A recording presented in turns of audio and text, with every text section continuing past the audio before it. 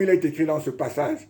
Mais nous savons qu'une grande, je dirais même l'immense partie de la chrétienté, l'immense partie du monde est contre Dieu.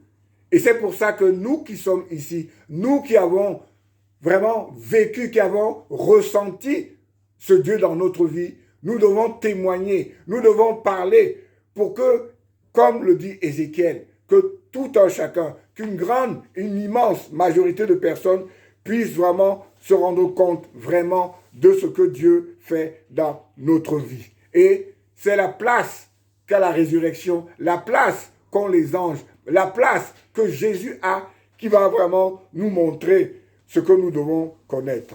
Et aussi bien, les patriarches sont encore vivants.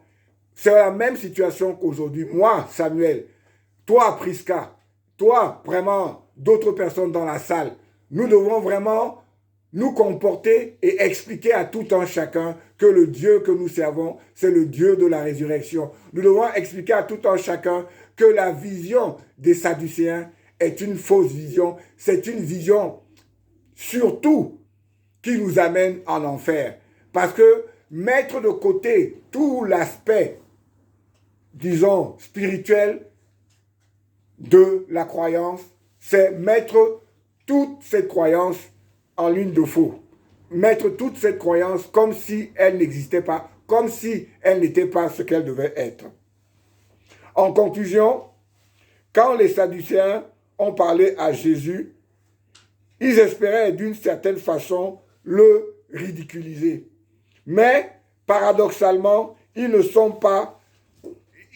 trompés. Ils se sont trompés pourquoi? Parce que refuser le côté spirituel des choses, c'est être vraiment très archaïque. Mais ce qu'il y a de particulier, c'est qu'aujourd'hui encore, l'immense majorité des gens rejettent cette résurrection. Et pour eux, que je parle des chrétiens, mais surtout des non-chrétiens, pour eux, et vous allez voir ça à travers les athées, ils vont vous dire que bon, mais écoutez, moi je vis, quand je meurs, tout est terminé, je deviens poussière ou on m'incinère et puis basta, c'est terminé.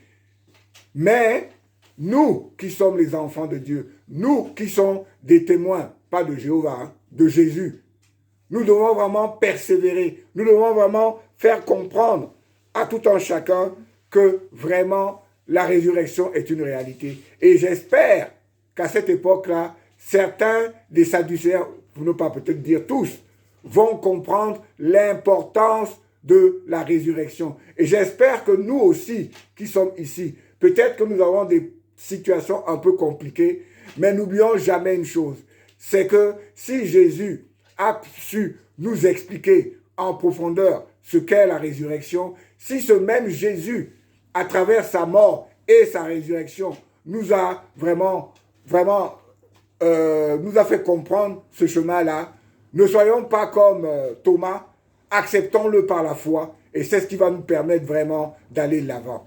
Que toute la gloire lui revienne. Amen. Amen. Prions. Oui, notre Dieu, que serions-nous si nous n'avions pas cette espérance que tu as mis en nous? Nous passons par des moments complexes parfois, mais éclaire-nous et permets à ta parole, qui est toujours proche de nous faire comprendre ce que tu attends, de nous faire comprendre que tout ce que tu as fait, tout le sacrifice que tu as fait, c'est pour que nous, qui nous sommes tournés vers toi, ou plus exactement, nous, à qui tu as ouvert les yeux, nous puissions vraiment parler de toi, nous puissions vraiment expliquer la résurrection pour que nous ne soyons pas comme ces Sadducéens, que nous ne verrons pas au paradis, mais que nous soyons comme toi, que nous soyons comme Paul, que nous soyons comme Pierre, que nous soyons comme toutes ces personnes qui, parfois, avaient une autre vision des choses, mais qui, en contact avec toi, ont été transformés comme nous aussi. En Jésus-Christ et en Jésus-Christ seul, j'ai prié. Amen. Amen.